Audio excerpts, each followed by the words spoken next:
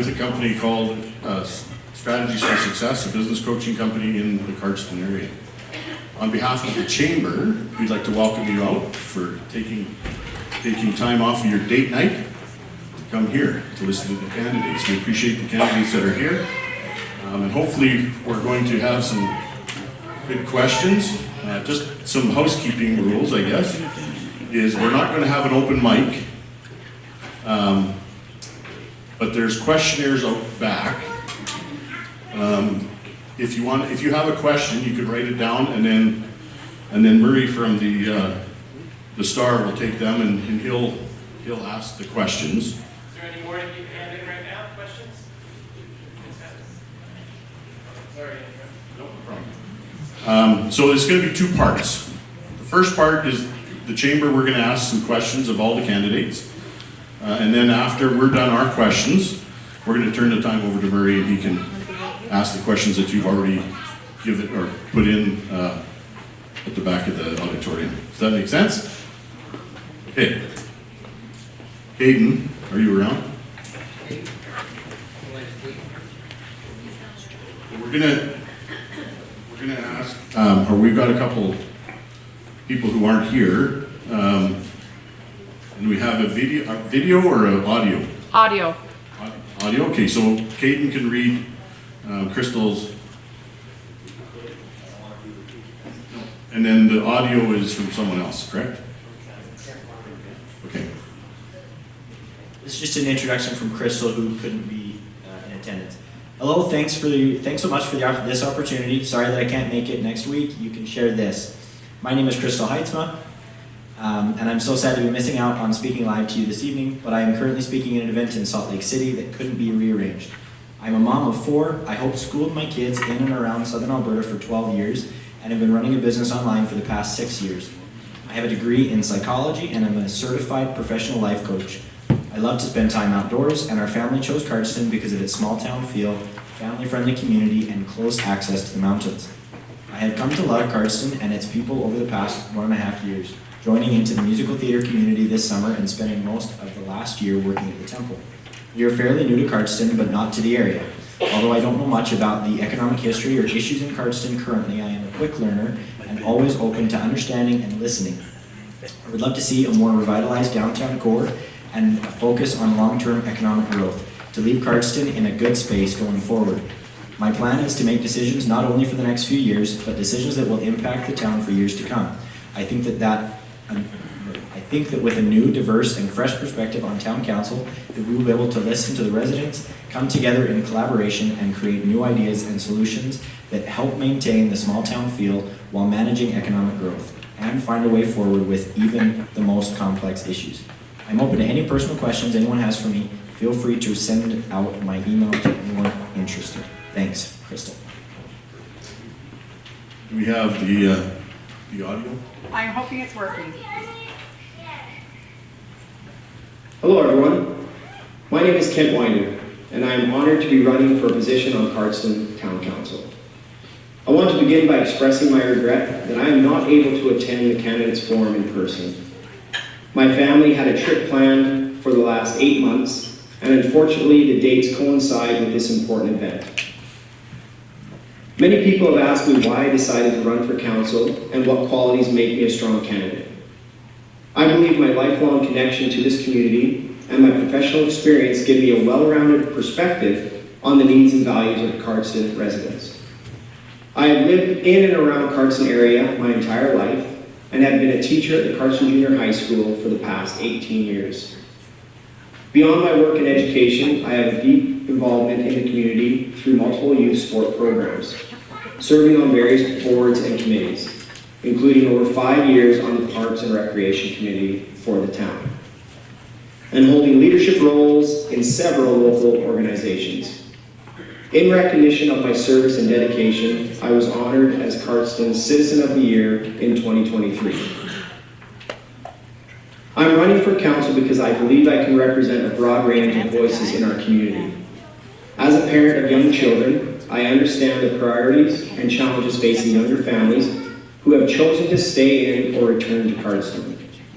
At the same time, with nearly 50 years of life experience, I can also relate and represent the interests of our older residents.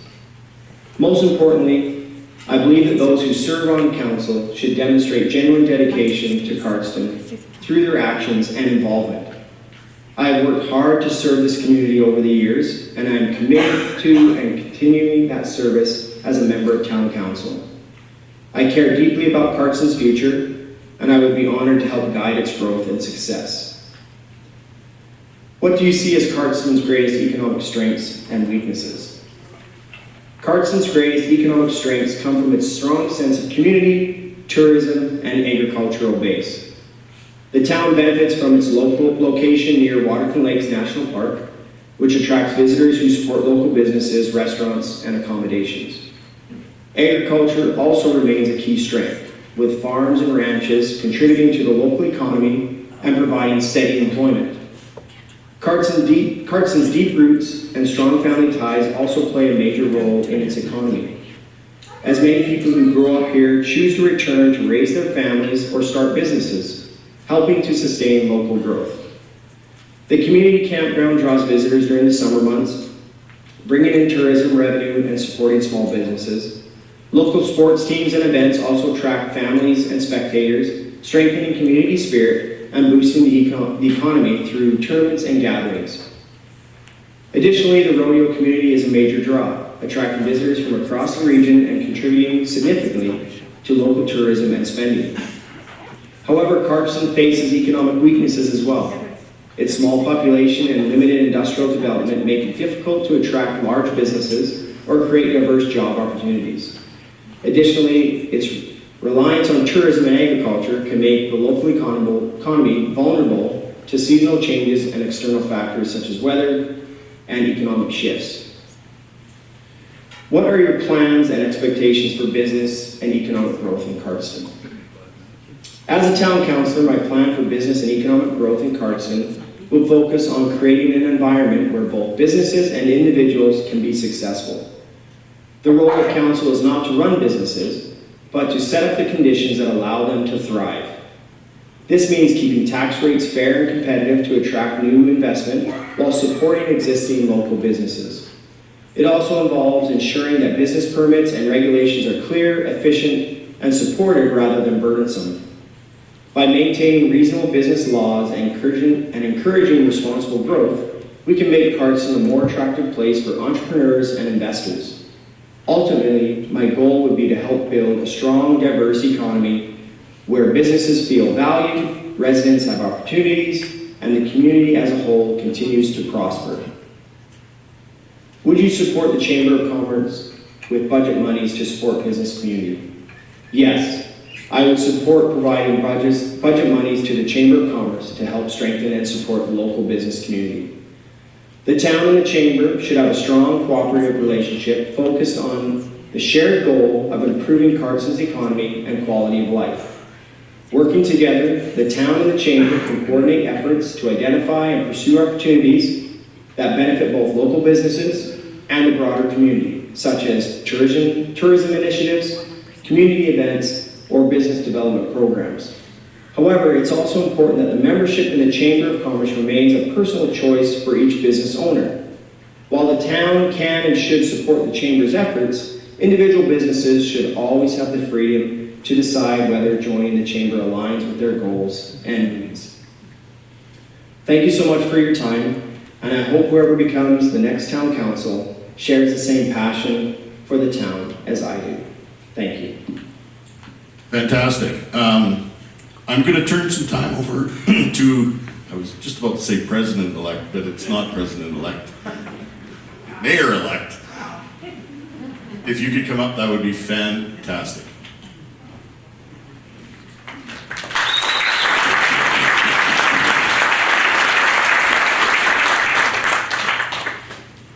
Thank you for coming out tonight. I'd ask a special thank you to the Chamber. We really appreciate them taking the time. I know it's a lot of work for putting on this event.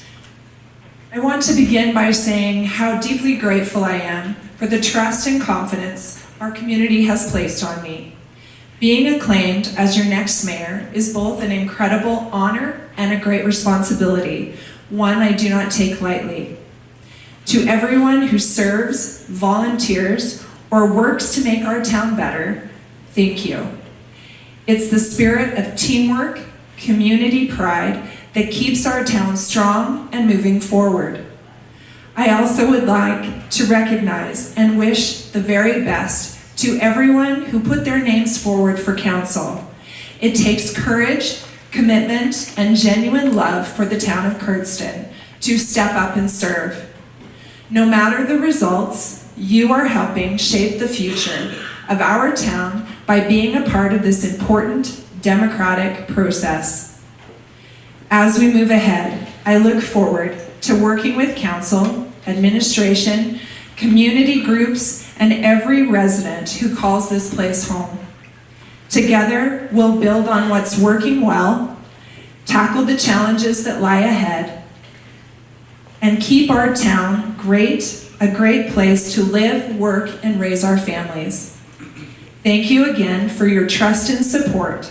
I'm excited to serve, listen, and to lead with gratitude, collaboration, and optimism for our future. Thank you.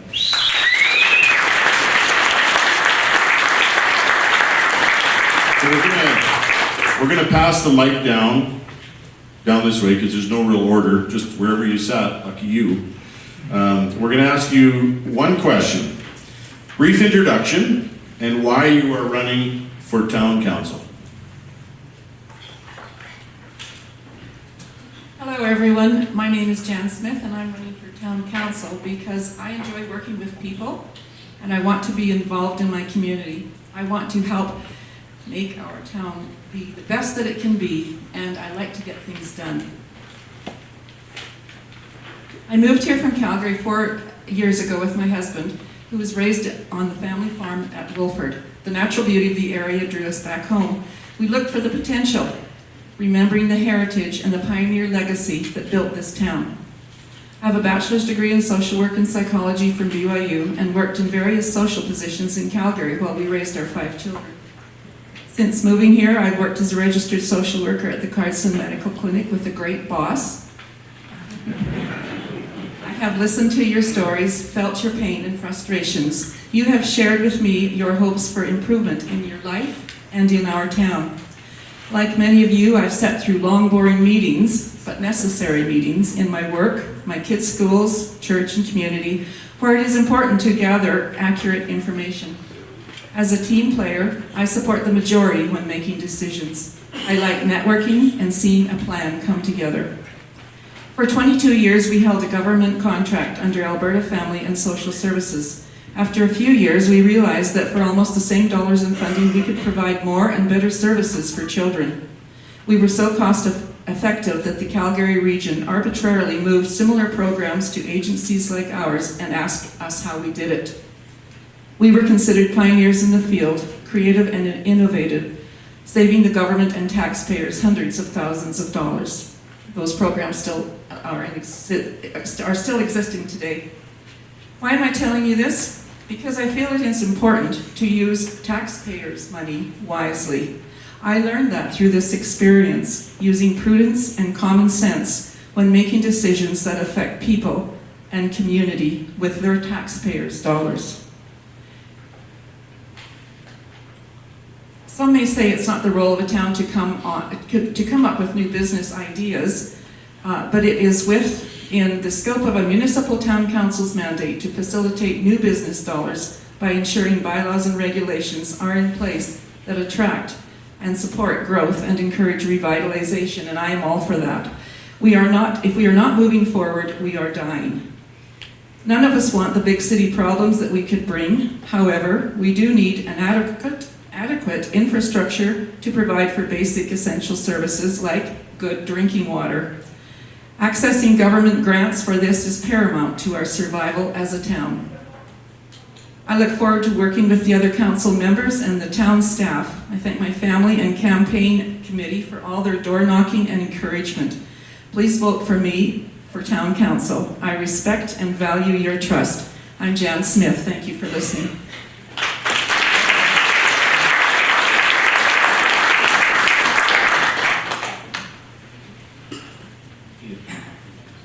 a great employee too. And just to let you know that we're both retiring very soon, so we're happy about that. But thank you for coming tonight, and I really commend you for your interest. I question your sanity, however, but I commend you for your interest in what we're doing. Put the mic closer to your mouth, please. Is that better? Yes. Have to eat this thing. Good. My name is Ron Johnson, and I was born and raised in Cardston here.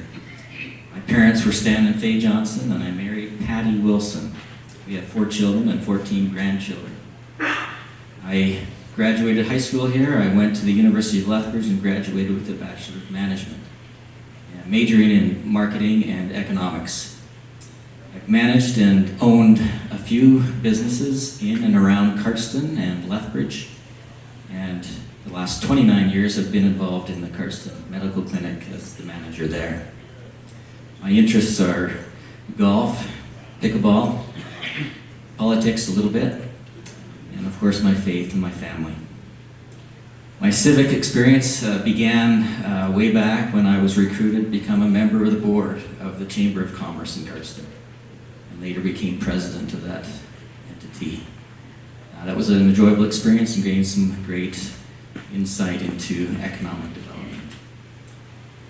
I've been involved with the Golf Association for quite a few years, many years ago, back when we were a 9-hole facility, and saw the development of both the driving range there through grants, through a lot of hard work, and then the development and design of the new 18, bringing the architect down, and in his famous words, as he said, you know, he didn't have to design the course, God had already designed it for him. And that's certainly true. And so, shortly after that, I was put on town council for 2 terms. And during that time, I had a great experience with great colleagues, where we accomplished, I feel, a great deal. Some of the projects we took on were, at that time, the St. Mary's River project, where we brought our water source from St. Mary's to the town of Cardston, which was absolutely vital for our long-term survival. And along with that, we, shortly thereafter, we purchased the land, the golf course, and were able to finish its development. That's a long and complicated story, but one that I'd love to tell. But it was a hard road, but I mention it only because councils need to make hard decisions and good choices for economic development and long-term viability of our community, and that's what we believe that was and still do. We worked very hard at that time to work with Loblaws, Extra Foods, to come to town. And as you remember, if you're old enough, you remember some of the difficulties that brought with it, and how the town had to work very hard to accommodate and to be flexible and to change bylaws even that we came under flack for. But sometimes you have to make hard decisions as a council person, and you have to be willing to stand up and do what's right for the community and not just the vocal few who might be upset at you. You have to stand by principle, and you have to stand by good economic decision. Well, I just mentioned these things just because I love to see things happen. I love to see growth, prosperity. Don't like stagnation. The fact that we've only grown a few hundred people in the last 30 years worries me, and it is a concern. We have to do something different, and you have to start thinking out of the box. That's what I'm willing to do. I believe that I have a great love and loyalty to this community that I believe will be very vital to a council makeup. I think that I can provide civil discourse, rational thinking, reasonableness, common sense to the table. And I want to do that because I love and appreciate not only the community, but all the people in it, and have a great love to serve you all. And I've had great satisfaction in seeing some good development happen while I was on council. And I want to see that happen again. I want to experience that again.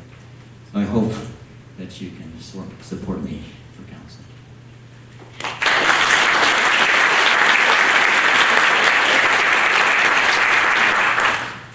Hello, I'm Logan Smith. I'm from Vancouver Island, from Victoria. And 4 years ago, my wife and 3 kids moved out here so we could try to make a better life for ourselves than we could there, just with how expensive it is on the island.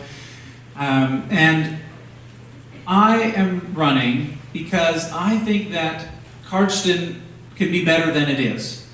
And I think part of that is that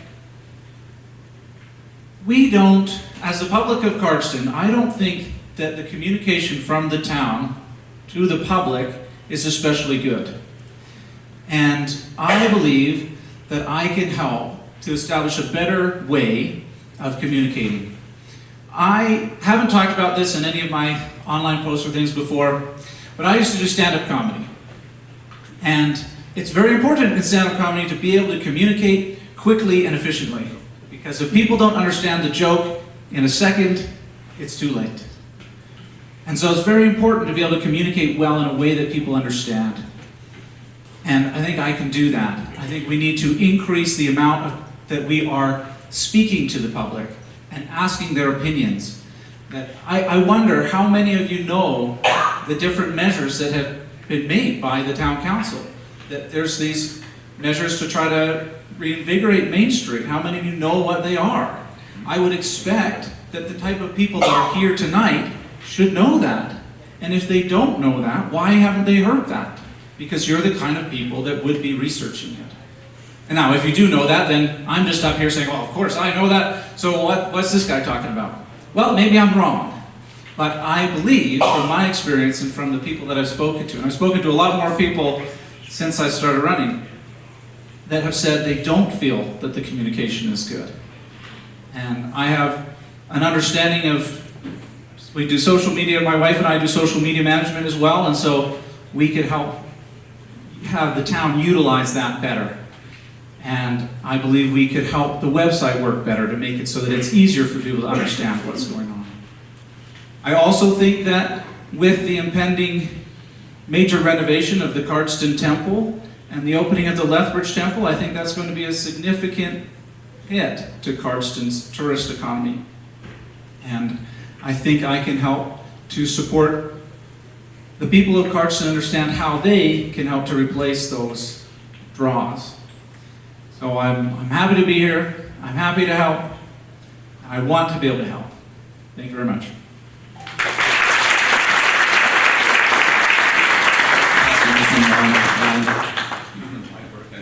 Anyway, thank you everyone for coming tonight. It shows that you have an interest in the community, and also thank you to all the fellow candidates that are here. It shows that there is an interest in making the community better. I've lived here all my life. My name is Bill Creed, in case you don't know me. And I have lived here, been a resident of Cardston all my life.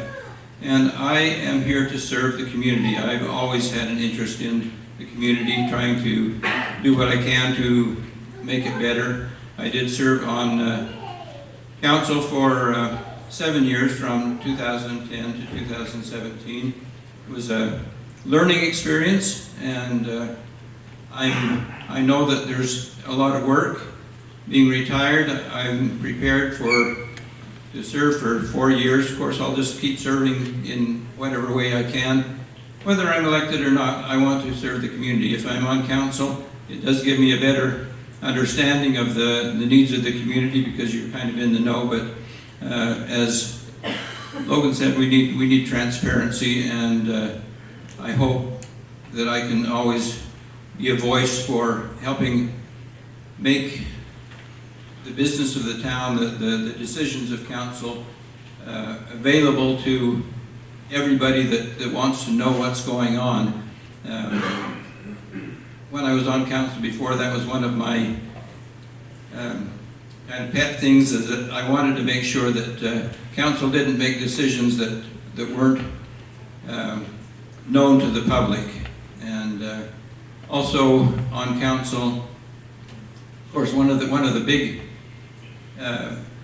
duties of council is managing the public purse, and I appreciate previous councils and administration in being fiscally responsible, and I want to maintain that legacy that we keep the community in good financial shape. And I agree with many of the things that have been said previously by other candidates, and I'm sure that I will agree with what many of the other candidates will say in making our community better. I'm here to serve, and I hope you'll give me a chance to serve the community for at least 4 more years, and thank you very much.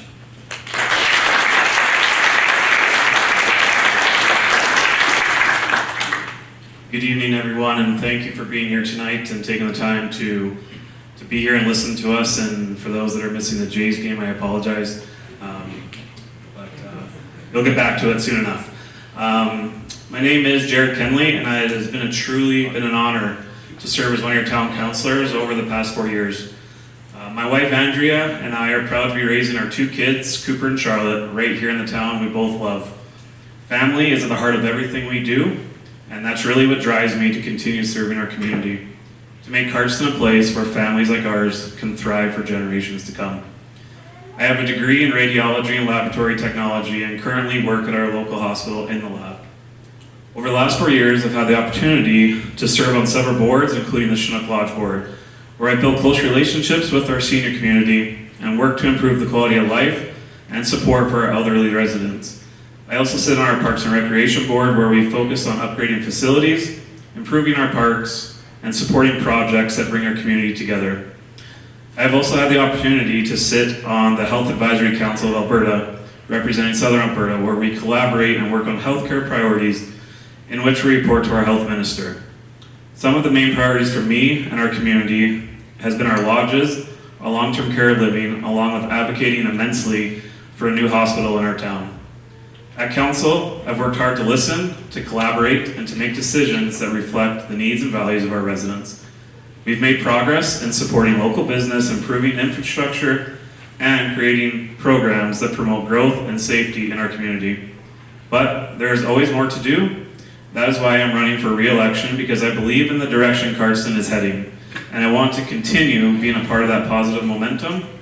My goal is to keep building a strong, family-oriented community with safe streets, a vibrant local economy, and opportunities for both young families and seniors alike. I'm proud of the work we've done, but even more excited about what lies ahead. I'd be honored to continue representing you on council and keep working for you and the people in the town that mean so much to me. Thank you.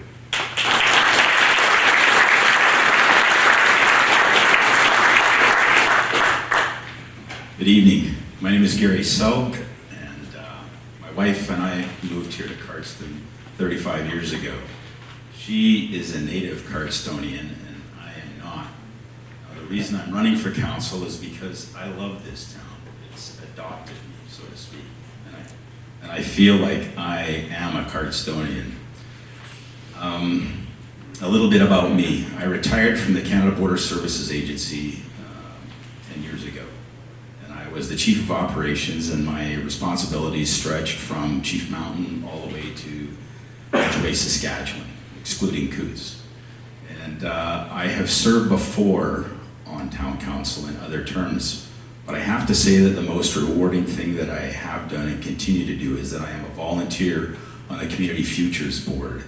And for those of you who don't know what that is, it's a lender to new entrepreneurs who want to be able to start a business.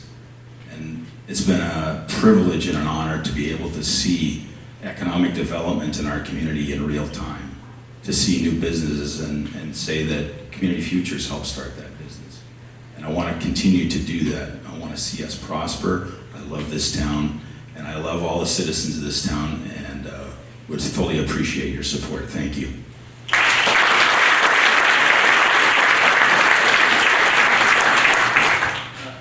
My name is Tim Court, and I want to thank everybody for showing up on a Friday night. I think it takes courage for our candidates up here, and so I applaud them as well. Closer to got it, okay.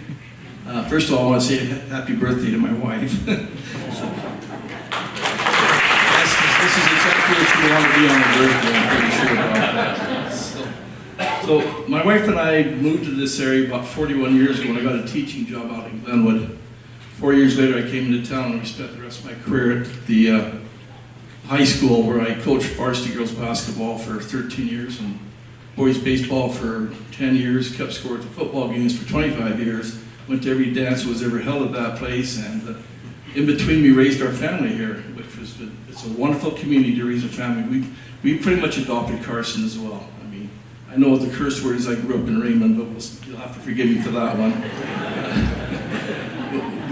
Our kids so enjoy this that two of them have actually moved back and live here with their family and raise their family here. My daughter Tammy Tolley and my son Ben Cork both live in Cardston now.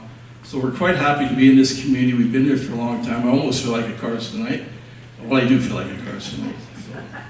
The reason I'm running, my notes just went on, that's okay, I don't need them. The reason I'm running is because, like Jared, I've been on the previous council. There could be 6 new positions and a brand new mayor who's very experienced as a councillor, and she'll do a fantastic job, Paula will. I just believe I bring a lot of experience to a potentially new council.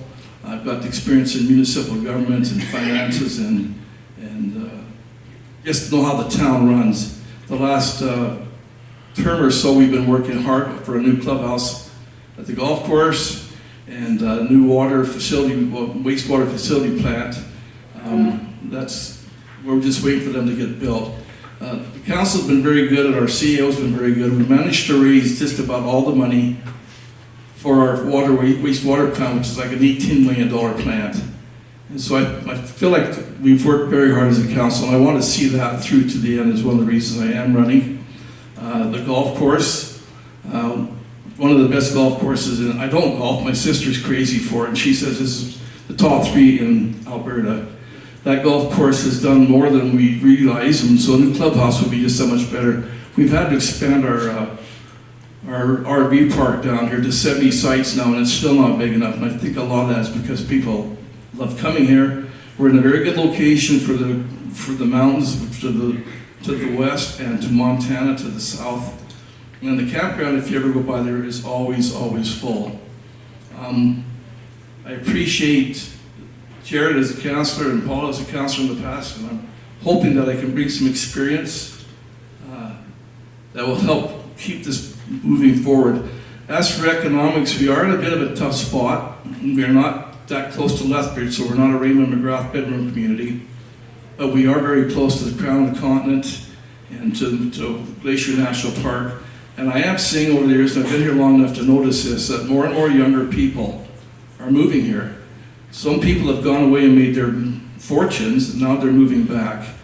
And one of the things I really want to focus on in the next 4 years is bringing more and faster, more, what's the word for it, internet that's more correct, that it won't break that vibrant, thank you, that's the word. And so that's one of these things I would really be focusing on, is to make sure we're not going to attract factories. We're just too far away, we don't have a railroad, and we're at the end of the line here on Highway 2. I am on a board called the Alberta Southwest, which focuses on our local areas and the tourism possibilities, and I think we're just barely tapping in on our tourist possibilities. There are lots of campgrounds going up around Cardston. Like Jared, I've also been on the Shug Foundation board for a number of years, and it's one of my favorite boards to be on. We get to know the old people. I am an old person. What am I saying? we get to meet the people that are in the lodges and work with them and the people in McGrath, the people in Nabila. So I would like to have your support for 4 more years if that's possible, and thank you very much for showing up tonight.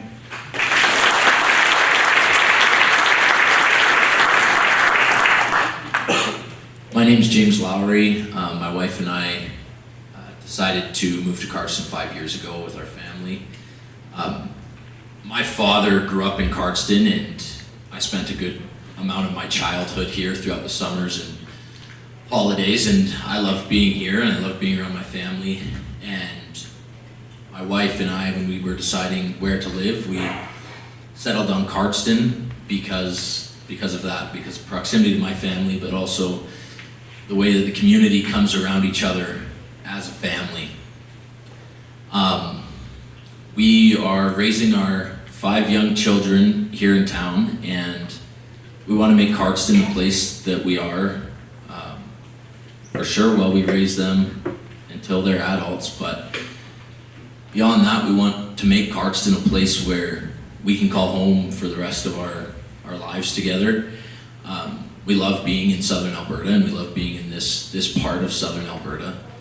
We came here because of family, and I want to make Cardston more family oriented. I would like to see more collaboration with businesses and services in town that bring more possibilities for our youth and for our children, especially through the winter months, because it's hard as a parent to 5 children who are under 6 years old to be able to take them outside when it's -20 and keep them outside. And I feel like that's a common thread throughout the younger families that I've talked to in Cardston, is they feel that. And I just want to bring that to town council. I want the ability to be there and speak for younger families, and not just younger families, but anyone who has concern that they want brought to council and brought to the attention of the town. I want to be that person who can bring that forward for those people to make sure we're all heard, because if we're not all heard together, we're not really being a community together. I hope that you can support me. Thank you.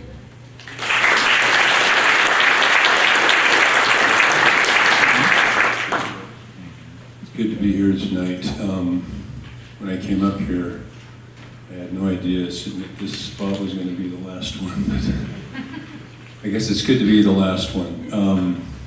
So I was born in Salt Lake City, Utah. My mother was American, my father was Canadian. My dad came from Raymond. We lived in Raymond, I've only lived in Cardston. But when I moved here, I came from the Navajo Reservation where I was raised as a boy down in Arizona. And in 1973, when we showed up here in our U-Haul, we came to an area that I'd come up here a couple of times when I was younger, but I didn't really recognize the beauty and the opportunities that were here in Cardston until I started my grade 10 at the Cardston High School. And after that, I was able to go on a mission for my church to California. And, ooh.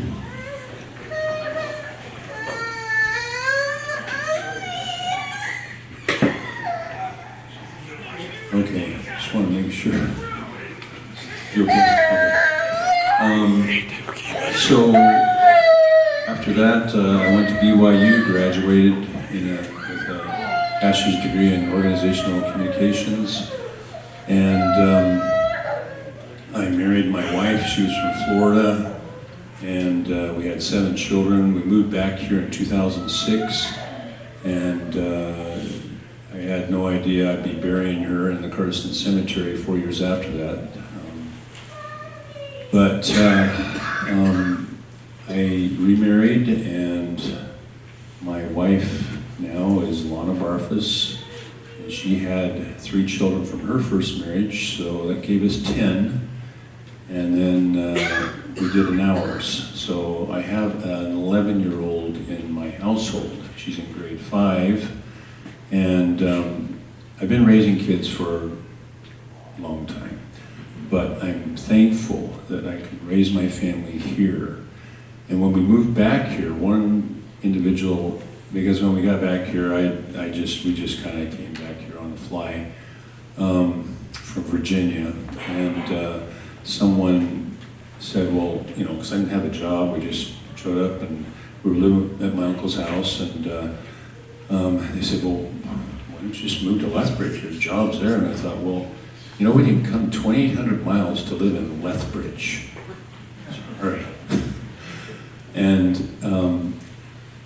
over the course of my career, we lived in Texas and North Carolina and Virginia, and a lot of big cities, but this area holds a very, it's kind of like what they used to say about Rick's College. There's the spirit of Rick's, and there's a spirit of Cardston that I believe is strongly here and will never die. So, as life carries on, I just took and got whatever jobs I could here so that I could live here. And I'm grateful for the Cardston Clinic letting me work there for 10 years. I also worked for Aquatherm as their engineering director, and for Horizon Trailers, doing their IT and their CAD stuff. And basically, I've just done whatever I had to do to hang in this area. It hasn't been pretty, but it's been well worthwhile, and I appreciate the friendships that I've been able to make here. So far, out of my 11 children, 10 of them have graduated from Cardston High School.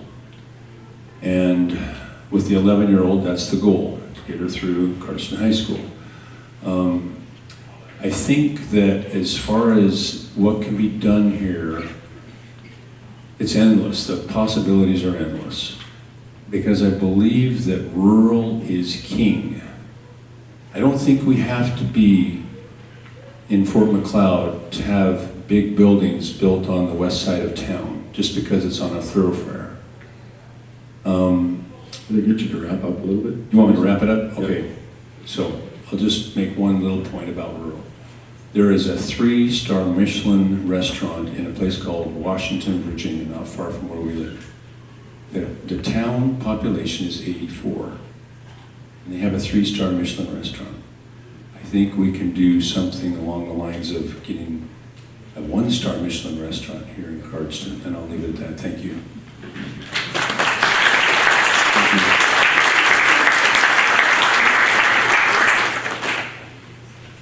I'm going to ask those who would like to be involved in this. I'm going to ask a question, and if you'd like to answer it, great. If you don't want to answer it, that's fine as well. So my question to all of you is, what do you see as Cardston's greatest economic strengths and weaknesses? And if you want to answer that, just put your hand up. But I feel like Cardston has a lot of businesses that people... before you start, I'm going to time you. I'm going to shut you off at 2 minutes, okay? Yeah, sounds great. A lot of businesses that people maybe don't know are actually here. We have all the businesses on Main Street, and we have the big businesses that we can see, and they're quite public, but there's lots of people who have small businesses in Cardston. And I think that's a good thing, and I think we can promote more of that, but especially as we, as a community, use these businesses here in town instead of going to Lethbridge for something that we need. It'll build that economic strength. But I think one of our weaknesses is that we are so close to Lethbridge that is a place that a lot of people go. So looking at some of those options that are in Lethbridge that a lot of people go for, is there a possibility of bringing some of that here to Cardston? And could I also get you to say your name? James Lowry. Thank you, James. Appreciate it. Does anyone else want to attack that? As I mentioned a little bit in my introduction, one of the things that I have enjoyed the most is sitting on Community Futures Board as a volunteer. And one of those things that we can do is we can help those businesses through that organization to get the financing they need. We are in a strategic location. We are 25 minutes from Waterton and Glacier, as has been pointed out. But what we need to do is be able to get people to stop here. It was pointed out to me this week that there's a hotel and a campground north of Babb, and they get hundreds of people staying there all summer long. I'm thinking if they can get hundreds of people staying in Babb, we should be able to get tourists to stay in Cardston. Thank you.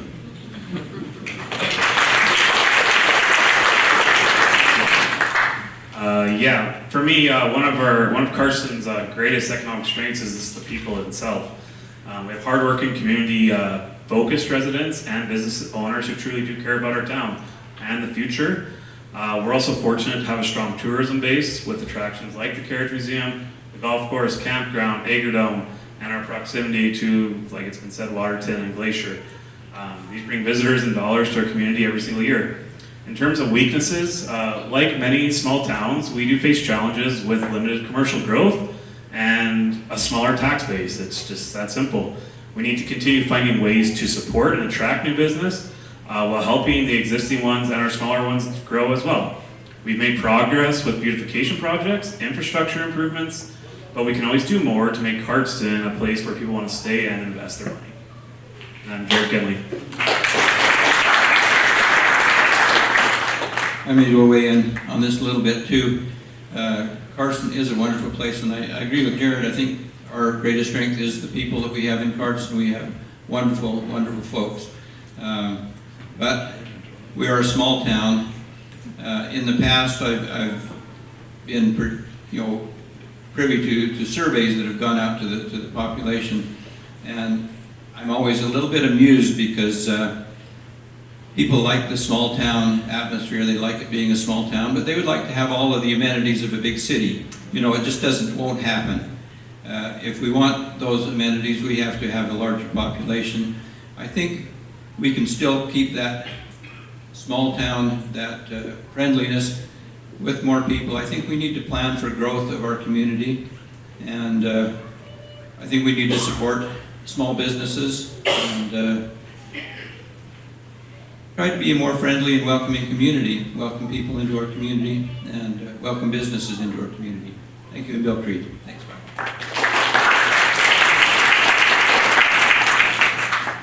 I'm Logan Smith, and I agree. I've said before that I think one of the greatest strengths for Cardston is that so many people love Cardston.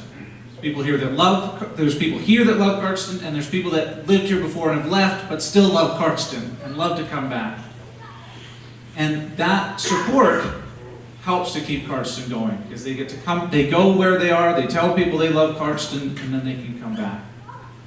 That said, we know some people that live outside Calgary, and I was talking to them recently. They frequent Waterton. They didn't even know Cardston was here. So I think that we really do need to try to increase our profile in tourism. We need to do more to make so people are aware that Cardston is here. I know that all of you know Cardston is here, but they don't live that far away, and they went to Waterton, I don't know, 4 or 5 times this year. And they didn't even know we were here. So we need to get more awareness. We need to have things here in Cardston to draw people. Logan Smith.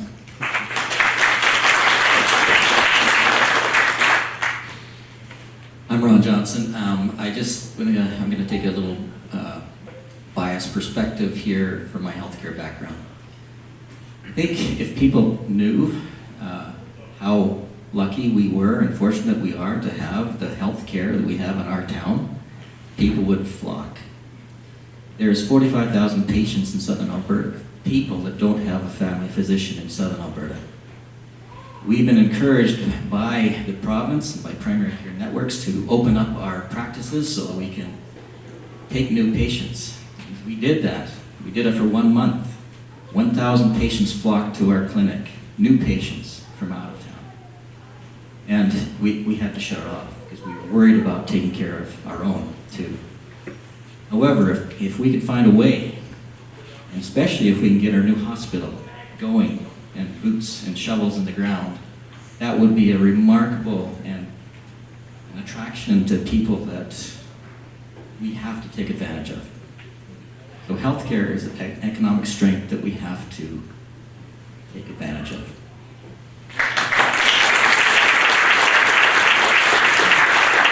The next question I have for all of you who would like to participate is, what are your plans and expectations for business and economic growth in Cardston? I'd like to answer that. My name is Tim Court. If you look around our particular town, we have a very large and growing public service, people working in the E-Crest, working at the high schools and the hospitals, etc. What I would like to see and expect is that there'd be better housing for people. Right now, my wife is a nurse in the ER, and they're struggling sometimes to keep people here because we don't have the population for our nurses. It's great that we have 8 doctors that are fantastic. I've talked to people as far away as Stavely, and they're coming here for their family doctor. So Ron's correct in that part. We're very strong there. In order to get people to be here, we have to be able to make some kind of affordable housing. So I think I'd like to, the next 4 years on council, I would focus on at least trying to get some kind of more apartments in here. We could definitely use another villa. Our senior villa has got a waiting list of about 15 people, and that would be very helpful. The problem is dragging the money out of the province for a lot of this. I spent 4 years looking at the hospital. I went to Edmonton on one of the meetings that they had for the budget, where they promised us $2 million as a study, and then last year another $2 million for a study. Right now we're in a bit of a spin, and so I would like to, and I would expect that something's going to happen with our hospital in the next 6 or 8 years. Unfortunately, I'm thinking the new hospital is about $70 or $80 million, so I'm not sure we're going to be able to get the government to go with that. But I totally expect that at the very, very least, a total renovation of our current hospital. So there's the expectations I have. Economically, I believe, as I said before, we're seeing more and more younger people. People that I taught in school told me years ago, grade 12, I'm out of here and never coming back. Well, guess what? Over half of them are back. They're understanding what's happening in the world today. They understand the uncertainties in the cities. And I believe they're looking for a safe place to raise their family. So I think we need to refocus on our young people, and you mentioned. Okay.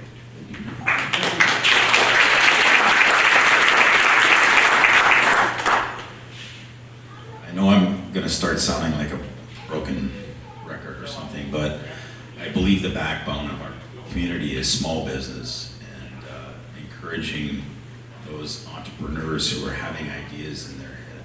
And I recognize that there are a number of home-based businesses, but there are also a number of businesses that have, as I said, I can see economic development in real time because they've opened up their storefronts. And whatever we can do to help those entrepreneurs who want to see things happen in our community and want to bring different businesses to our town, we need to encourage that, and we need to get them the resources that they need to be able to make that happen. And I didn't say this before, but I'm Gary Selk. Even though it's spelled Jerry, it's actually Gary. And at some point in time, I'll have to ask my parents how they came up with that, because I had to explain this my whole life.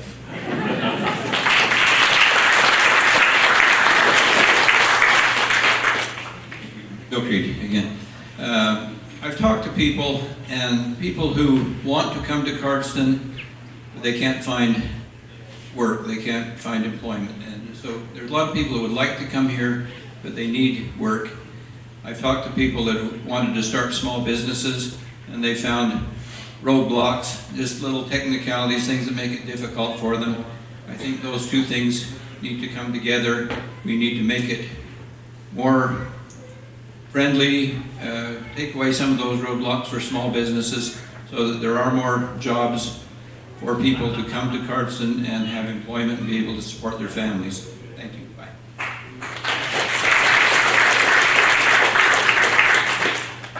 So I'm Logan Smith, and I agree with Tim Court that I've heard a lot of people that have said they just can't find a place to live here.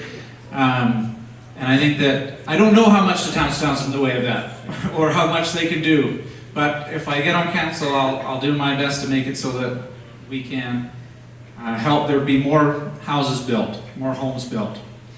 Again, I'm going to mention though that, like, I also agree with Tim Court, it's unlikely we're going to get major industry here in Cardston because of our location, no major highway, no railroad. I do think that we can try to bring those dollars in with tourism.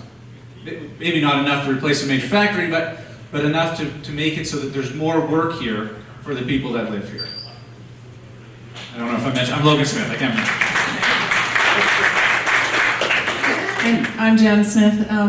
I know that we are not on the shipping line. We can't have transportation, we don't have rails, but we do have trucks, and we have refrigerated trucks.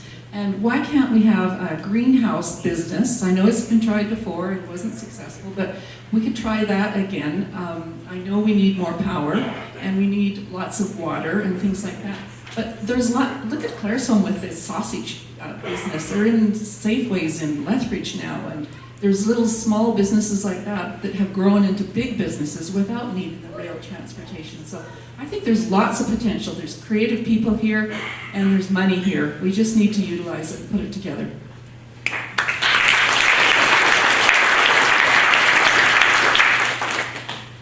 Yeah, over the past 4 years, council has worked hard to create programs that encourage business development.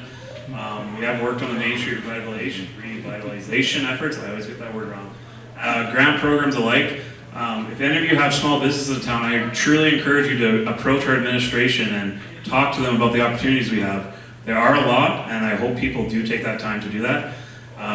Moving forward, I'd like to continue that momentum by promoting smart growth, supporting local entrepreneurs, encouraging partnerships between the town and the chamber, and exploring incentives for businesses that want to modernize or expand. I also believe it's important to invest in recreation and tourism amenities, such as our golf course and parks, because those attract visitors and families who in turn spend their money in our town. Economic growth in Cardston has to balance supporting what we already have while laying the groundwork for new opportunities, and I truly believe that. Thank you.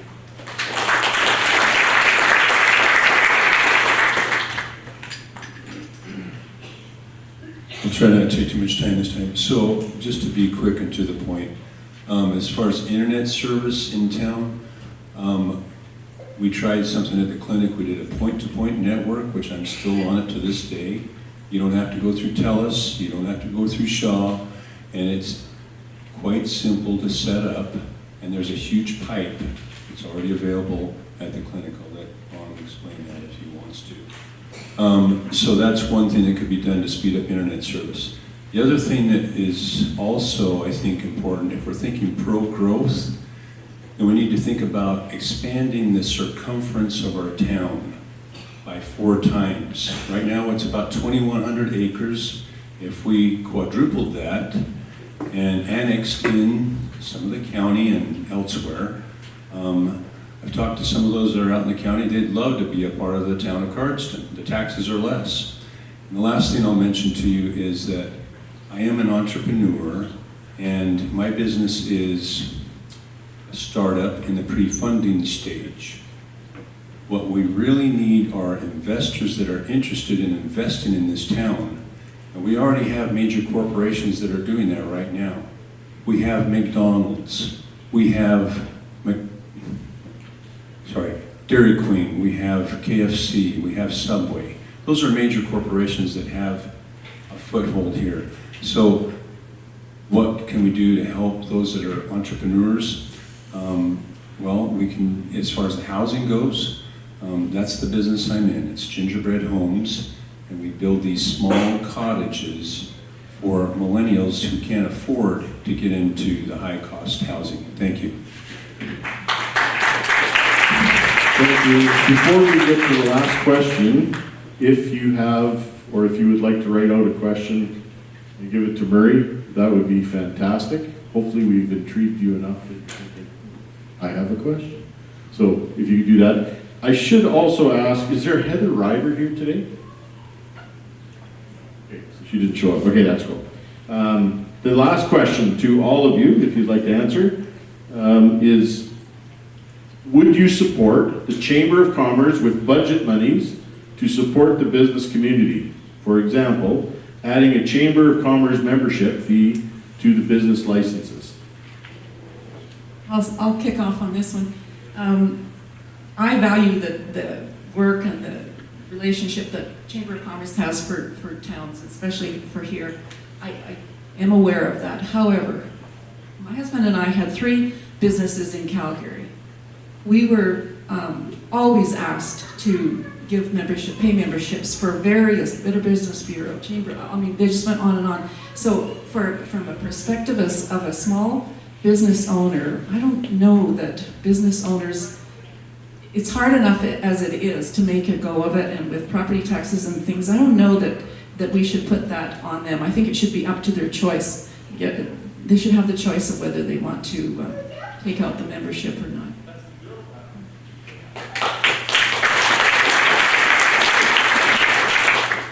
She's Jan Smith, by the way. I'm Ron Johnson. I have similar thoughts to Jan in that we as a company in the Cardston Clinic have enjoyed membership of the Chamber for many 20 years plus years. We've enjoyed and to have the benefit of the Chambers of Commerce Group Insurance Plan, which I think is a highly valuable plan for any small business, and we've certainly benefited from that a lot. So I do think that there's benefit from being at the Chamber. When I was president, I think we advocated for this type of fee from the town to help subsidize the programs for the Chamber. So this is nothing new. However, with any request for funding, we have to ask the question, okay, what's your plan with that money? And then we would make that decision as to whether it would be beneficial. That's a decision-making process with virtually every request that council receives, I'm sure. So yes, I'm totally in favor of supporting Chamber. I think it's a valuable and highly important part of our community, and I want to see them succeed, and we'll look for every opportunity to help them.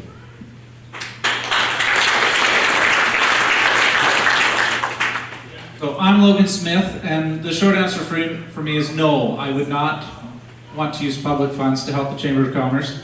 I'm happy to support it in other ways and make sure that the businesses in Cardston understand the benefit of the Chamber of Commerce and the things that they can do to help their business thrive. But I do think that we should be trying to lower the barriers of entry for businesses to make it easier for small businesses and others that are trying to get established.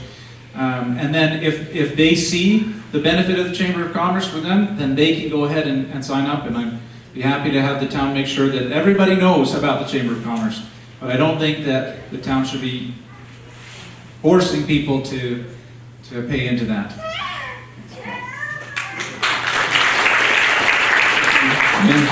And yes, I think the Chamber of Commerce plays a valuable role in our community. The town needs to work with. I agree with a lot of things that have been said. I think in that audio of Kent Winders, I think he expressed it very well as well. I'm on the board of the Historical Society, and I appreciate all the need for trying to get new members. On the Historical Society, that's one of the things that we would really always appreciate as new members, but we can't force people to join. And I think the same thing with the Chamber of Commerce. It has to be, you have to sell it. You have to be able to show people that their membership in the Chamber of Commerce is going to be valuable for them. And you know, when you are in an organization, it's not always what can it do for me, but what can I do for that organization to help it. And I hope that businesses will support the Chamber of Commerce. I don't think it should be mandatory. Thanks, bye.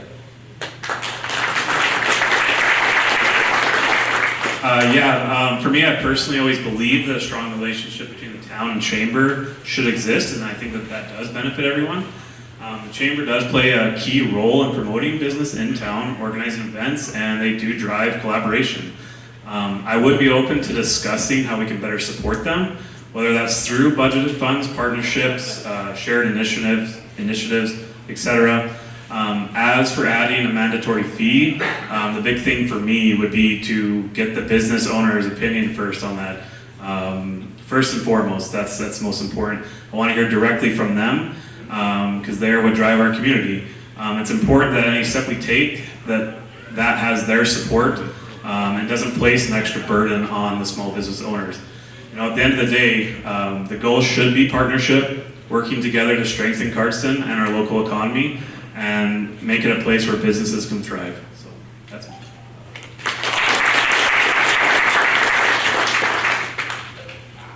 If I were speaking strictly for Gary Selk, I would say yes. However, as Jared's pointed out, it's up to the businesses to decide. So what Jared said, I'll say ditto. I'll also say ditto to what Jared said. I agree. Just one thing to add. So I have been a member of the Rotary Club for over 20 years, and the Rotary Club here in town, the way things work is you have a nonprofit working with the private funding that's available as well as public funding. So as far as the Chamber of Commerce goes, I think it should be based on merit, and it should also be based on a similar model as I've just mentioned with the Rotary Club. Thanks. David Johnson. So on behalf of the Chamber, thank you.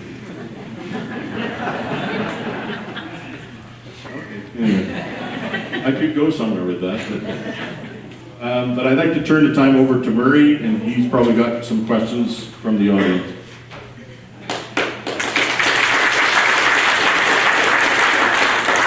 Thanks, candidates, for coming. Thank you all for coming. And thanks to the Chamber for putting this together. It's not coming through? Okay, how was that? Thanks to the Chamber for putting this together. Thanks for submitting all your questions, everyone. We had several about the golf course, so I'll start with that.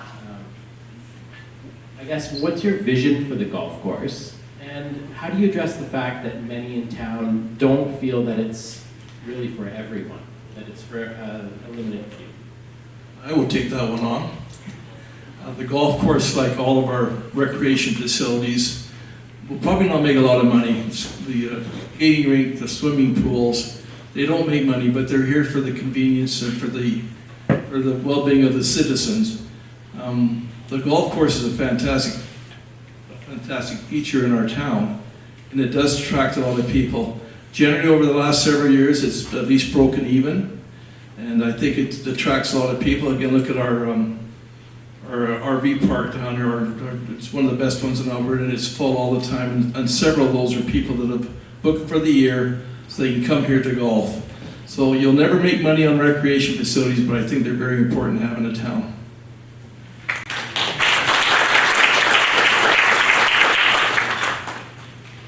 Many have said what a lovely golf course this is, and when I talk to golfers from other communities, they talk about what a great course it is. But I think what we want to try to do is, as good as it is, we want to make it a destination golf course where people will come from miles away to golf here and stay here. So it's come and see, come and stay. Thank you.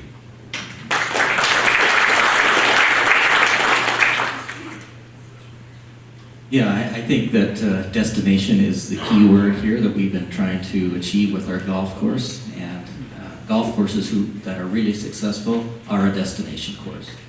And ours can be without too much more effort, I believe. So I believe it has the potential to become a destination golf course. And certainly the designer, the architect believe that as well. The development around the golf course is also very important. And without that, we wouldn't have seen the development around the golf course that we've had. And we wouldn't attract as many retirees here either if we did not have a golf course. I might be one of those. But it's a very key economic driver of our community, and it's important.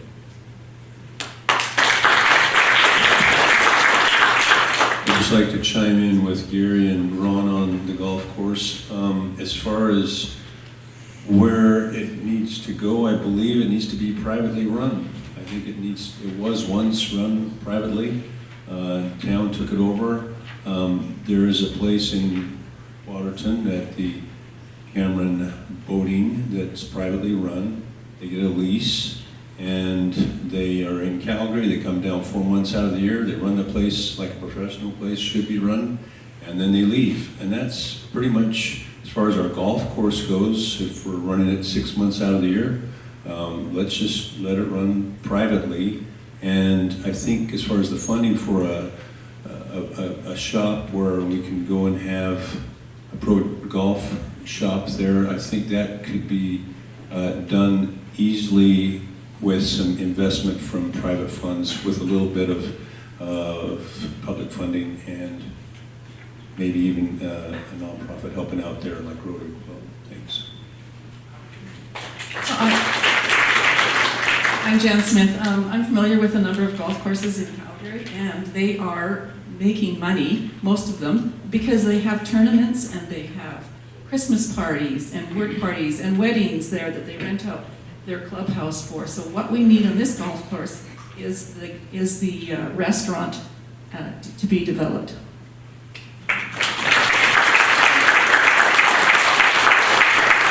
Yes, anyone that knows me, golf is my passion, and I hate the 4 months of winter we get because I can't do my passion, and that's out of the golf course.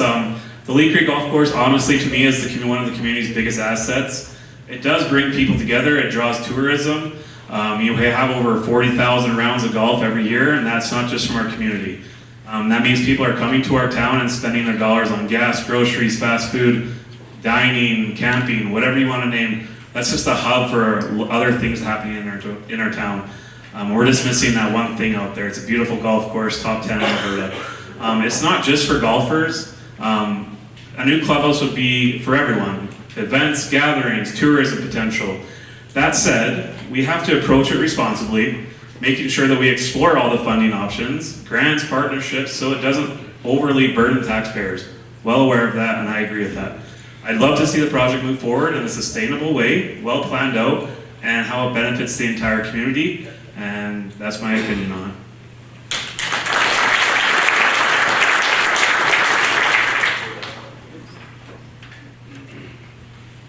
I'm Logan Smith, and I think if the town is going to own and operate the golf course, we need to make sure that it is something that is attracting not just golfers, but people who don't golf.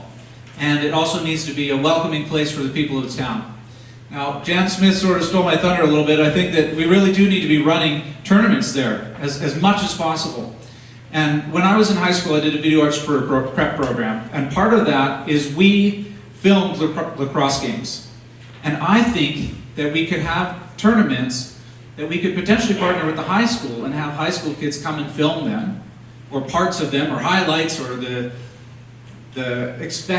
favorites to win, and we could publish those, right? Just on YouTube, put them on our website, put them on Facebook to help to increase that draw so that we can have more people know, here's our lovely, beautiful golf course, and here's this tournament that's running. And next year, it's an open tournament, you can sign up to be here. And I think that we could try to draw more people in with the golf course. And I also agree with Jan that we should be renting out the facilities as well to try to help that. Thank you. I just wanted to add one more thing, and it passed my mind here. You know, as horrible as COVID was back in 2020, we saw this weird shift with the golf community. People weren't allowed to leave town, they weren't allowed to go down south, and all of a sudden we saw this golfing community just exponentially go up to here.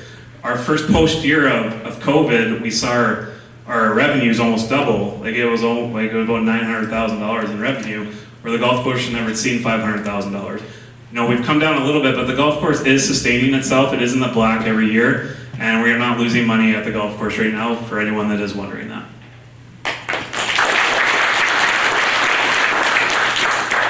Thank you. Just on the same sort of topic, what's your general vision for recreation in Cardston, and do you support increasing property taxes to fulfill that vision?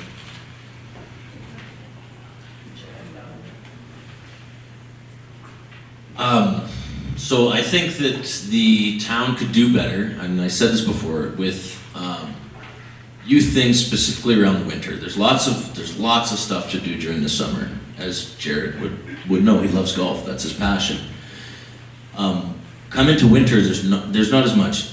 Now, I'm not suggesting in any way that we build $1 million, $2 million, $10 million facility, but see what's available in our town for spaces where we could potentially put some type of center where we can have children and youth in that can bring that availability throughout the winter time. Because we just don't have that much that we can do in the winter here. And I think that raising tax dollars, it happens every year, generally speaking, as you see on your tax bill, but we don't need to make it a plan for next year or even 4 years from now. But if we can make it a plan where it's a discussion where we talk about and see what we can put into our planning meetings to get it there for the future, then it's something we're thinking about now rather than in 10 years when it's even a bigger issue for not having facilities for our youth. Just to give you a bit of a background on that idea of an center, I ran on this very thing a few years ago, getting a rec center into Cardston, and we pounded our heads against the wall for a couple of years, and finally the town committed $1 million towards our rec center. Those that were pushing for it were going to raise the other half so it's not fully on the taxpayers' shoulders. Unfortunately, they were not able to come up with the other $1 million. I still totally support a rec center, but we've got to find a way of actually being able to afford it. I was in Coaldale last week. They got a $1 million rec center, and there's no way in this world that we can afford a $1 million rec center. But I do believe we can move forward, but we just have to find different ways of funding it. So this has already been tried in the past, and I hope it continues in the future.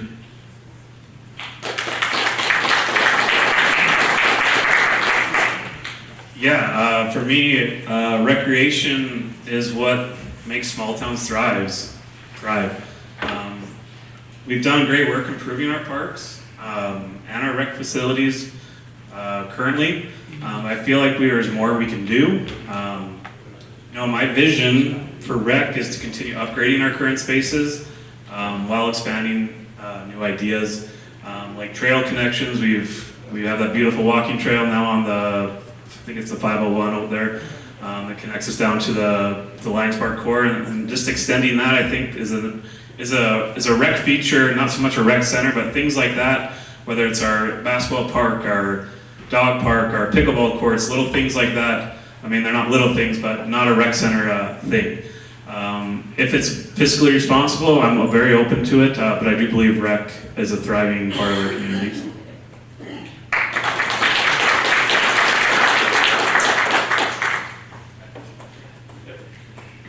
I'm Logan Smith, and I agree that recreation is a pretty important thing. I also think that we have a number of great facilities here in Cardston that already exist that could be used more. Like we already mentioned, the golf course, and I know that this isn't the town's jurisdiction, but I do think that the Carriage Museum is a wonderful facility, and I do think that it doesn't get used as much as it should, and I know, like I said, that's the province's responsibility. We're not in charge of that. But I really wish we could pressure them into doing more things there, to have, particularly in the winter, to be able to have more things like that. So I do think that recreation is important. We have young kids, and it is really hard in the winter. It's hard to have things to do because it's just so cold outside. And so I think we do need to try to use the facilities we have so that we can be fiscally responsible and just try to be able to use it, to just squeeze every little bit of worth out of what we've already got.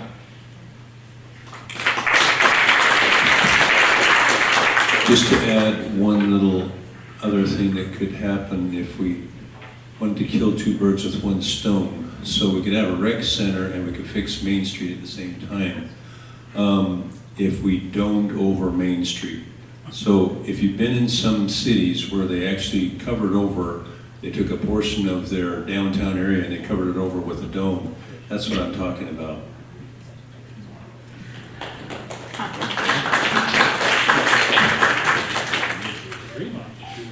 Okay, covering council, it seems like stray animals is often a topic, and so we had some questions about that. How would you address stray animals in town? Stray cats can make enjoyment of property difficult for homeowners, and stray dogs obviously pose a safety problem and intimidate people. So yeah, how would you address stray animals, and would you support euthanization? The second part's kind of a difficult one. The first one's easy. You see something happening that should be reported to our bylaw officers. We do not report stray animals and even other problems like we should. People tend to look at it and ignore it. As far as euthanasia going, I'm not touching that one. I'm Logan Smith. I'll touch that one. So I would support euthanasia, and I'll tell you why. So there's a lot of feral dogs, and my brother lives in an area where there's feral dogs all the time. And he has called to get help with these dogs. And the enforcement officers come out and said, sorry, we have nowhere to take the dog. We're not going to do anything. And they left the dogs there. And they've got kids, and the dogs are coming up on their front patio and barking at them in their house and things like that. And that's just not okay. We can't have these feral dogs harassing people like this. And I'm sorry about those of you that are really against it, but if there's no safe place to put these animals, I'd rather have the animal be euthanized than have the animal attack a small child. I think agree with you on that one. It's up to the public, then we definitely need to put them down. We have this discussion around the kitchen table all the time because the cats come in our yard. Can't hear you. Is this a bit better? Sorry, I'm just saying we discuss this issue really a lot all the time. The dogs that are posing safety issues are really a concern, and the cats that come into our yard are also a concern. I know that the town has a program where they like $2,500 or something going into it. I don't think that's enough. I think we need to increase that.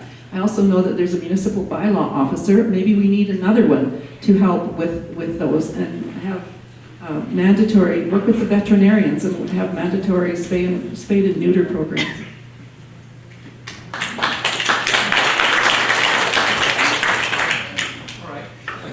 Okay. Interesting as you, like I said, I'm on the Historical Society. This has always been a problem. Always. And we not only have cats and dogs, now we have deer roaming the town and eating our gardens. I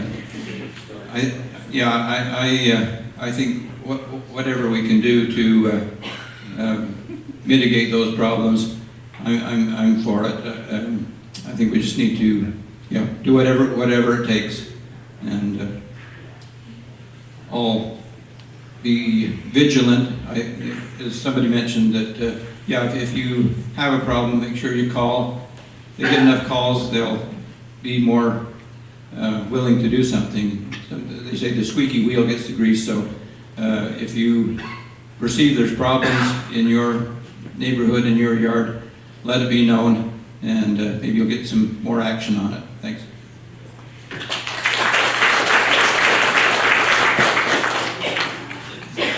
Thanks, everyone. The next one is another topic that's often on the minds of councillors. They get asked a lot about safety on Main Street. What do you think should be done to improve safety on Main Street? And I'll just leave it at that. I don't know. I've been on town council and I haven't honestly been in as many meetings as I should have been. But I don't know exactly what the town's currently doing on it. But I do know that it's not just our community that's involved.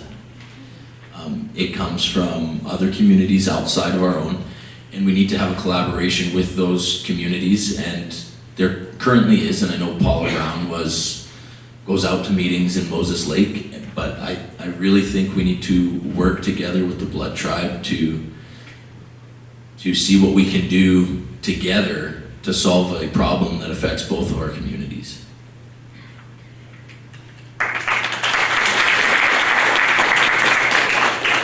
I agree with James on that. One thing that could be added to it is the fact that the RCMP are basically what one of them said to me one morning on my front yard was, well, we're just doing a basic catch and release program here because we'll catch them and then the courts release them. So that's not really solving the problem. Maybe there ought to be an entry fee if we don't go over Main Street, and you have to have an entry fee to get in there. And there's rules. And you can't just go and, do whatever you feel like on Main Street, but you have to follow the rules of the entity. Well, for one thing, we have a constitution that allows people to go wherever they like in Canada. So an entry fee is probably not going to work that well. Council has done a number of things. We have introduced what is called CEPTED, or crime prevention through environmental design.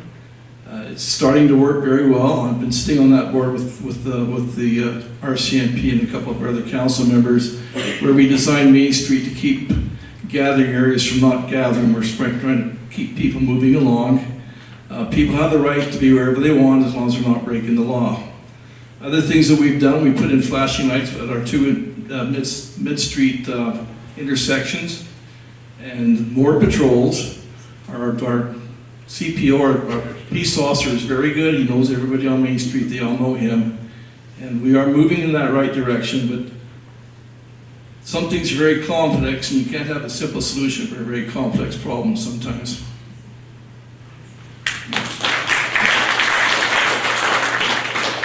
I know that we, as a business on Main Street, noticed a real difference when the peace officer is visible and present and around. And whether we need to do more of that, I'm all in favor. I know that we used to have a liaison officer a while back from the reserve, and he was really effective as well in helping the vagrancy and loitering and things. So, by law enforcement, presence of peace officers, I'm all in favor.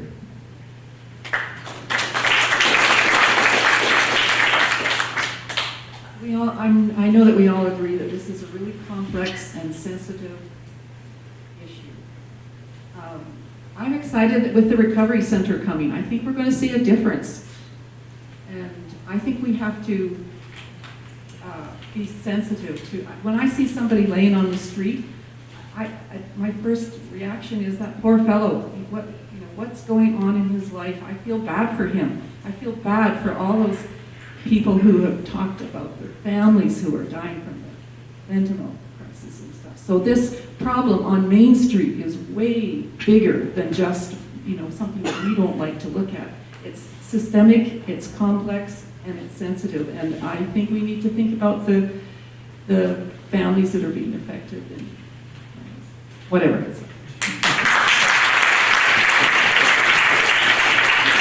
Yeah, I'll chime in on what Dave just said. This is the first part, though, not about the entry fee. But I do think that this is bigger than municipality. I think this is at the municipal level. I think that we do have a problem with provincial level and in the court systems. I think that there is a lot of catch and slap on the hand and off you go and we'll see you tomorrow kind of things going on.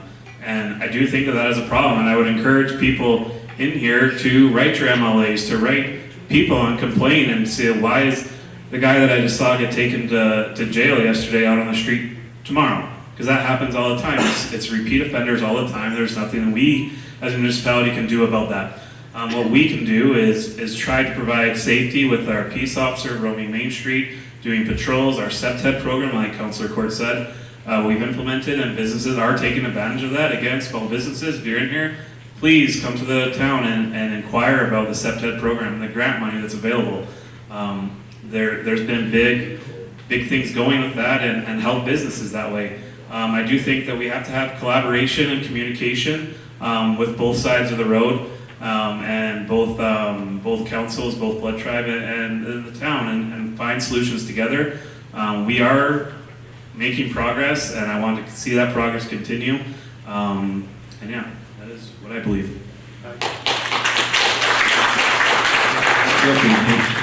I think Jan Smith touched on something. We often look at people and we treat them as objects or a problem.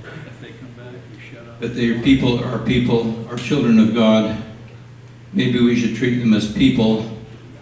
And we've talked about different solutions, but I've talked to a few people, and I appreciate what Freddy's is doing. They're trying to treat people as people.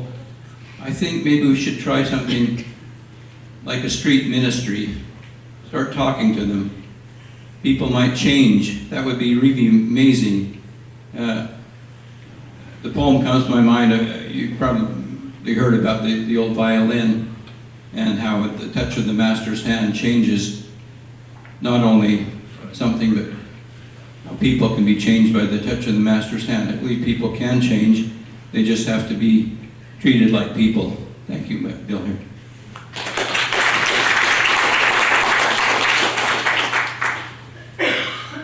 One of the things that I'm encouraged by is I've got a bit of an understanding of what the vision is with the Blood Tribe, with their new treatment center that's happening. And the idea is that, for example, the people that are on Main Street, they would have caregivers assigned to them because they don't necessarily have the capacity to make decisions for themselves.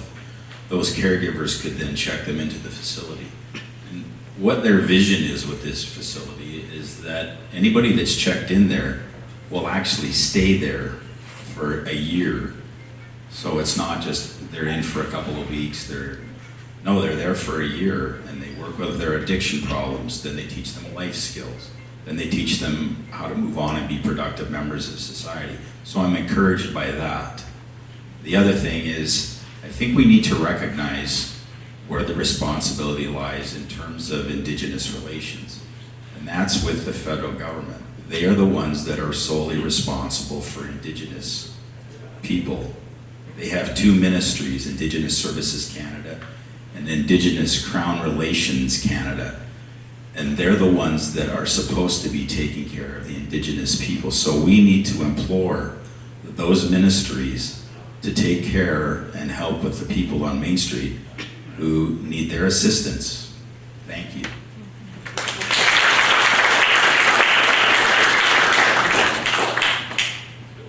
So I just wanted to do a follow-up on what I mentioned earlier about annexation. If we annexed Moses Lake into the town of Cardston, we could, I believe, make a difference at what the core problems really are. Because I have been out and I've talked to these are junior high school kids that know there's a problem in Moses Lake, and they want to do something to help them out. So the reserve knows there's a problem there.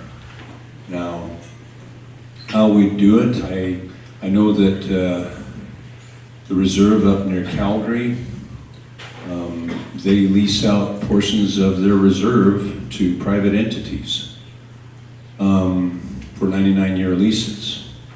And so, it's kind of thinking out of the box a little bit, but if we took on Moses Lake, they, for one, would get trash cleanup, which they don't get out on the reserve. That's just the start of things. And I just don't think that if you want to do something collaboratively, we have to get involved with them on a personal level. And that's my 2 bits. Okay, once again, constitutionally, that is Crown land. It is owned by the federal government. There's no way in a million years that we can annex that.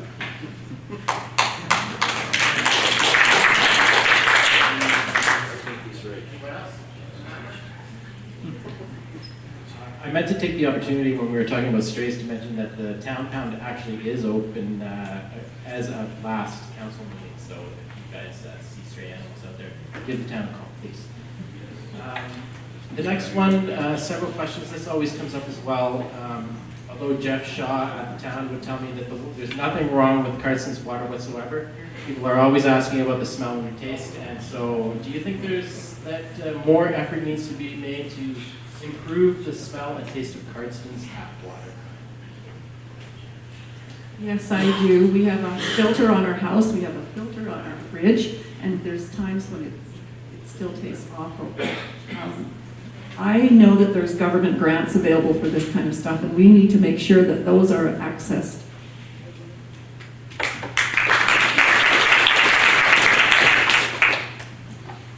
Having been raised on the water, I'm used to it. But certainly when my children come home, I hear about it. And so obviously I think we have an issue. I don't know exactly how to solve it because I'm not intimately involved with what's going on with the water treatment. But something needs to be investigated.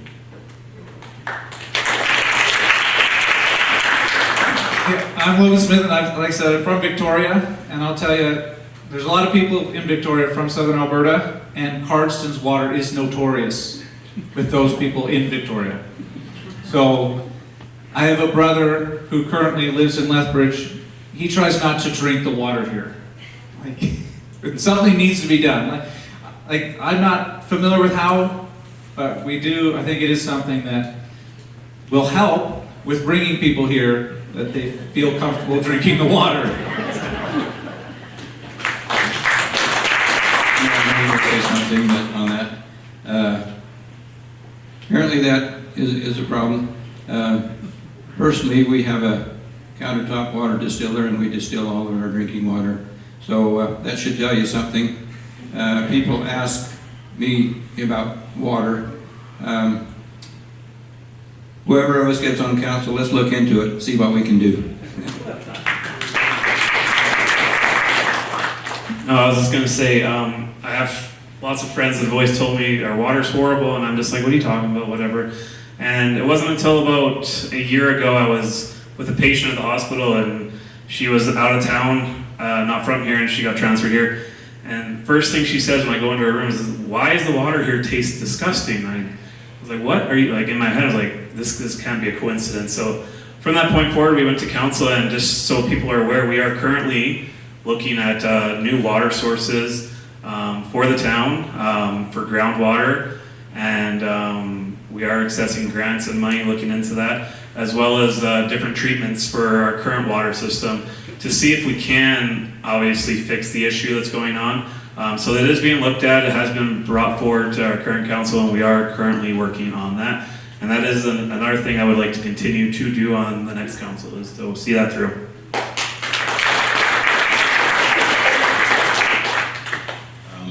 I guess my suggestion would be, if the water tastes terrible to you, go in the backyard and drink water from your garden hose, and the water in your house will taste a lot better. I agree. We need to do something with the water. Thank you.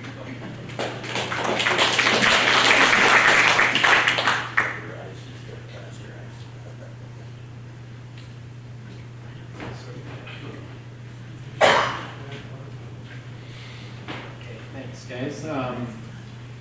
Maybe we'll make this one the last one. There's lots of great questions, but we'll just make this one the last one. This one's about safety as well. People wonder about school zones and speeding through school zones, and just traffic on residential streets in general. Do you think it's a problem, and what do you think should be done about it?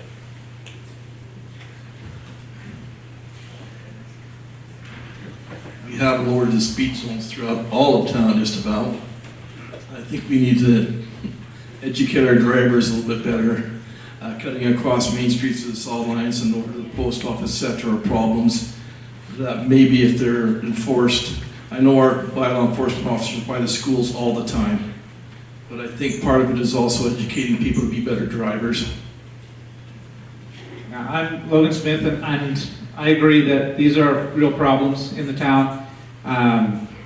And I do think that enforcement is a pretty important part of it. I do notice also that it's pretty common to see, as someone who walks around Cardston quite a bit, people who just blow right by crosswalks when people are trying to cross. The lighted crosswalks on Main Street have helped a lot, because when the lights are going, it's very rare to have people go by. But there's other crosswalks that people just blow right by. You're trying to cross, and they don't even slow down for you. So education of the people, I think, is part of it. Like an awareness program, and enforcement to come along with the awareness program, I think, is a good idea.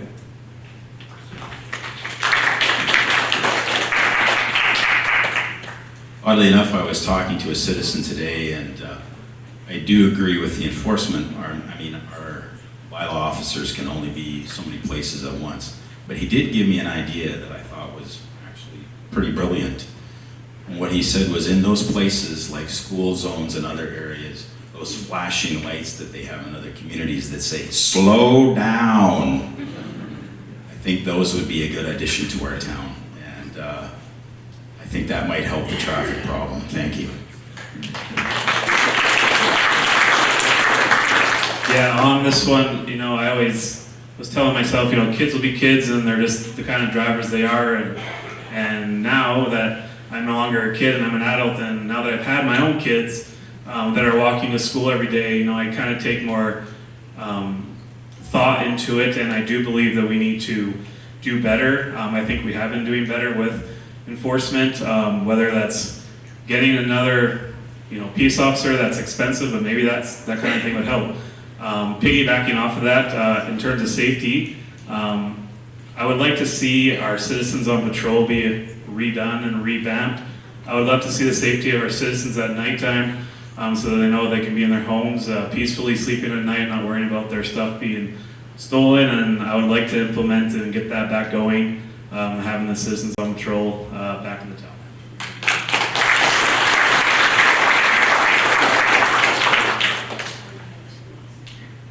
All right, well, thank you all for coming. Thanks everybody for coming.